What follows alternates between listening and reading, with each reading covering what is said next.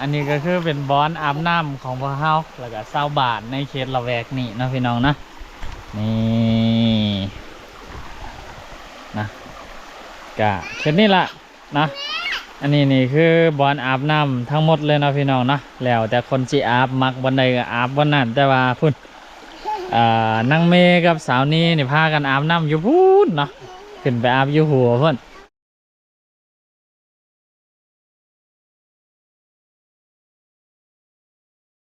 อาบน้ำแล้วก็ไปท้ายท้ายเดี๋ยวนี้แล้วโอ้บ้าสบายดีสบายดีและสวัสดีบรรดาให้พี่น้องมัดสุขสุขคนนี่ตึมเส้นเก่าเส้นเคยเนาะก็พอดีพวกเขาพากันมานะบ้านน้ำยาวพี่น้องยำแรงๆยังสิก็เลยสิพากันไปอาบน้ำอาบทา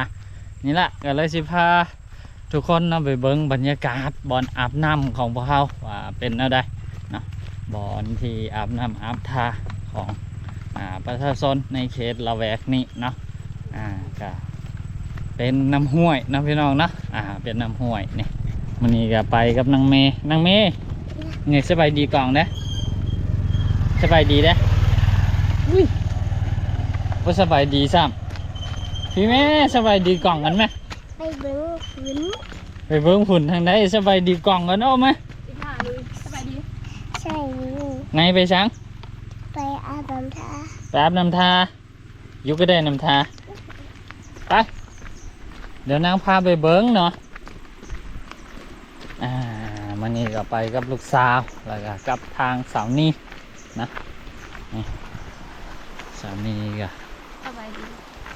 ยำแรงๆพี่น้องพากันไปอาบน้ำบัวชิมีน้ำให้อาบหรือว่าบัมีเนาะบัได้มาโดนเติบพี่น้องนี่เมล่นไปละนะพุ่นปึ๊กปักไปพุ่นละนางเมนะนี่นะบอนอาบน้ำอาบทาของเฮากะห่วยอยู่ทางหน้านี่ละนะห่วยอยู่ทางหน้านี่พี่น้องนะเฮาก็บ่ได้มาอาบปักโดดๆละทุกมือกะอาบอยู่เป็นน้ำลิ้นอยู่เฮือนหันมีอยู่เนาะแต่ว่ามื้อนี้อยากพาทุกคนมาเบิ่งบรรยากาศของการอาบน้ำอาบทาเนาะอยู่น้ำห้วยน้ำคลองนี่แหละเย็นบ่นี่นางเมย์ลงละ อันนี้เป็นบอนที่ว่าทางขามเนาะบอนอาบแท้ๆก็คืออยู่เทิงหันนุ่งสลิปอยู่บ่อ้าวอีนุ่งยังอาบนุ่งส่งเลยเนาะนุ่งส่งอาบเลยบ่แก่ไม่ต้องถ่ายรูปอาบแบบต้องถ่ายรูปถ่ายบ่ได้นะพี่น้องนะติดเหลืองทันถ่ายนะลูกสาวมาฮอดปุ๊บแล้วก็นี่แก่เชืองแล้วก็เกียมที่ลงน้ำเราพี่น้องแต่ว่าเฮาถ่ายบ่ได้นะพี่น้องนะนี่ละเนาะน้ำที่ว่าบอนที่ว่าพอเฮาสิมาอาบนะก็มีเขาเจ้าอาบอยู่เทิงหันอยู่เนาะทั้งผู้น้อยแล้วก็ทั้งผู้ใหญ่นะพี่น้องเนาะแต่ว่าเฮาถ่ายบ่ได้พี่น้องคันท้ายนี่มันเรียบร้อยรถเดี๋ยวนี้นะติดเหลืองแล้วเนาะนี่ลูกสาวกันแก่เครื่องวะละตอนนี้ เดี๋ยวสิพามาเบิ้งบอลอาบน้ำพี่น้องเป็นหน้าได้ตอนนี้พอเขากับมาฮอดที่บอลอาบน้ำเป็นเรียบร้อยนะพี่น้องนะนี่เป็นวังอยู่ทั้งหลังนี่อันนี้ก็คือเป็นบอนอาบน้ำของพวกเขาแล้วก็ชาวบ้านในเขตละแวกนี่นะพี่น้องนะนี่นะกะเขตนี้ละนะอันนี้นี่คือบอนอาบน้ำทั้งหมดเลยนะพี่น้องนะแล้วแต่คนสิอาบมักวันใดก็อาบวันนั้นแต่ว่าพุ่นนางเมย์กับสาวนี้นี่พากันอาบน้ำอยู่พูนเนาะขึ้นไปอาบอยู่หัวเพิ่นนางเมย์ลอยพี่แม่ลอยน้ำจำพี่แม่น้ำเส้นเลิกนะนางเมย์กับแม่เนี่ยขึ้นไปอาบอยู่บนน้อยตื่นฮะนะก็ แล้วแต่ผู้ที่อาบนะพี่น้องเนาะบางคนก็อาบแถวนี้คือ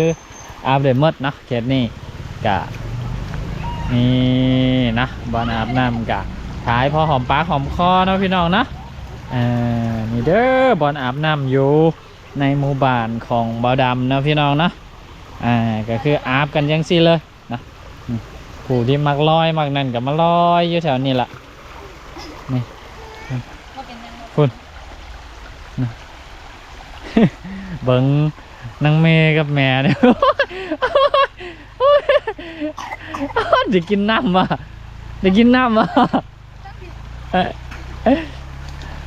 ลดลงน้ำมาลงมาพี่เอาแม่นางนำไปแหงโอ้ยมันหนาวแล้วพอละลูกอ่ะแต่เย็นได้ไปหนักเย็นนะพอแล้วค่ะ เดี๋ยวเฮาก็สิลงไปอาบน้ำอาบทากันเนาะพี่น้องเนาะแล้วเราก็จึงสิมาท้ายให้กับบรรดาให้พี่น้องได้เบิ่งได้ส้มเติมเนาะก็ประมาณนี้แหละบอนอาบน้ำของพอเฮาเนาะลูกเมย์นี่อาบไปยักยาเลยพี่น้อง น้องเมย์พามาเถอะเด้อลูก น้องเมย์ทุกสมบูรณ์แล้ว ทุกแล้วไหม มะนาวอ่ะ กินหนังอึกเลย หนาวมะนาวอ่ะ อินน้ำเราไม่ยักขึ้นพี่น้องเอ้ย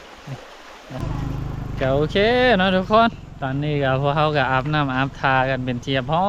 ยแล้วเนาะลูกสาวนี่อาบจนไม่ยักยาจนปากแหล่คนเบิดก็ยังไม่ยักยาพี่น้องน้องเมย์นี่เป็นนั่นได้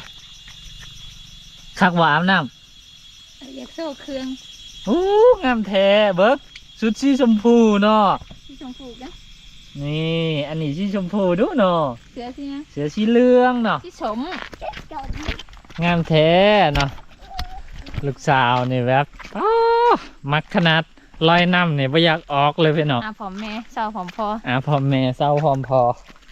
ปานนั้นยังไม่อยากเศร้าอยู่เลยนี่จนปากแหล่หมดพี่น้อง ยิ้มหวานเบ้อ ยิ้มหวานมั้ย เอาตองเอาเหลืองมายิ้มนะ ยิ้มหวานจนปากแหล่เบิดพี่น้อง นะกะอาบน้ำอาบทาเรากับพากันงานกับเพื่อนเนาะพี่น้องกะจังสิละเนาะวิถีชีวิตอยู่บ้านนอกบ้านนาของพ่อเฮาเนาะเวลาอาบน้ำอาบทากับบางครั้งกะคันน้ำอยู่เพื่อนบ่ออกกะมา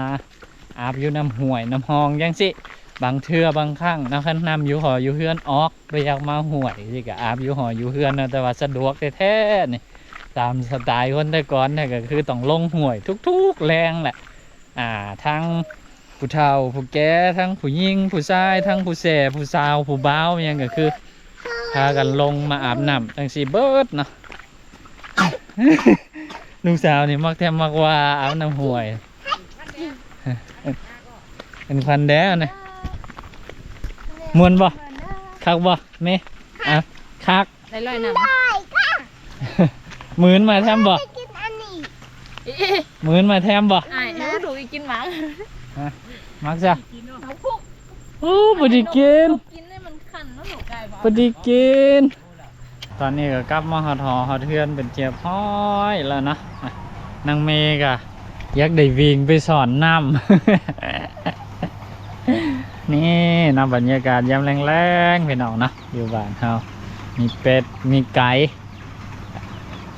แต่ว่ายุคเขตนี่เขาจะบ่พากันเลี้ยงหมูนะพี่น้องนะอันนี้ก็คือเป็น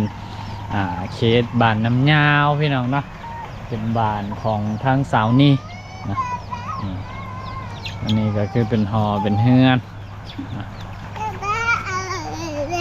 ฮะเอาซะเอาไปเฮ็ดซะอันใดวิ่งนี่นะ หนูจะไปให้ซ่าน างเมย์อยากได้อันนี้เอาไปสอน คุณนั่นไม่มีดำ สอนก็ได้อยู่ก็ได้ มีดูกับบ้าก่อน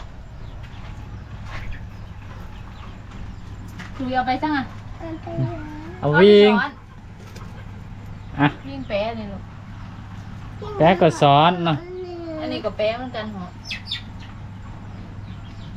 ไปแปลงก่อนเนาะ ไปสอน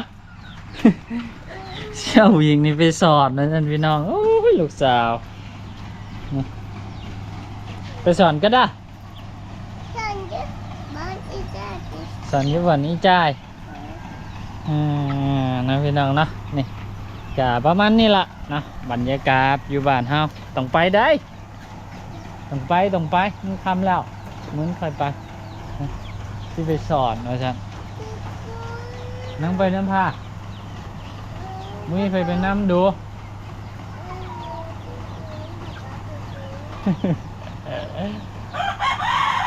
สิให้ไปชงไปสอนว่าฉันพี่น้องเนาะกะประมาณนี้พี่น้องบรรยากาศอยู่บ้านเฮาเนาะกะสำหรับ EP นี้ก็เฮากะขอตัวลาไปแล้วเด้อพี่น้องเด้อนี่ลูกสาวอยากพาไปสอนนะจ๊ะนะสำหรับ EP นี้ก็ขอตัวลาไปแล้วเด้อพี่น้องเด้อพบกันใหม่ใน EP ต่อไปสำหรับคลิปนี้ขอกล่าวคำว่าสบายดีมาสบายดีก่อนอันบ๊ายบายเลย บ๊ายบาย สบายดี บ๊ายบ